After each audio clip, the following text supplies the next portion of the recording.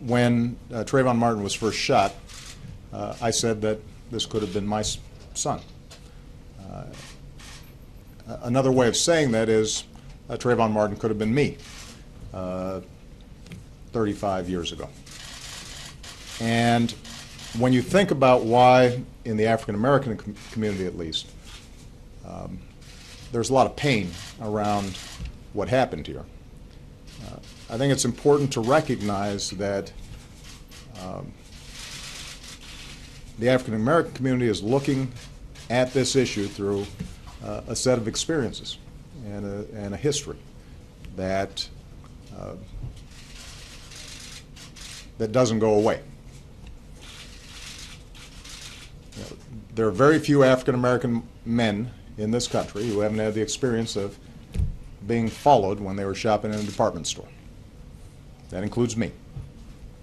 There are very few African American men who haven't had the experience of walking across the street and hearing the locks click on the doors of cars. That happens to me, at least before I was a senator. There are very few African Americans who haven't had the experience of getting on an elevator and a woman clutching her purse nervously and holding her breath until she had a chance to get off. That happens often. And you know, I don't want to exaggerate this, but those sets of experiences inform how the African American community interprets what happened one night in Florida. And it's inescapable for people to bring those experiences to bear. The African American community is also knowledgeable that there is a history of racial disparities in the application of our criminal laws. Everything from the death penalty to enforcement of our drug laws. And that ends up having an impact in terms of how people interpret the case.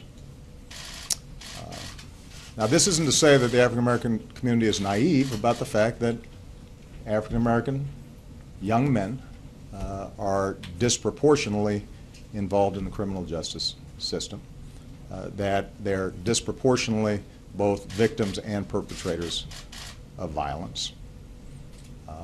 It's not to make excuses for that fact, although black folks do interpret the reasons for that in a historical context. They understand that some of the violence that takes place in poor black neighborhoods around the country is born out of a very violent past in this country, and that the poverty and dysfunction that we see in those communities can be traced to a very difficult history.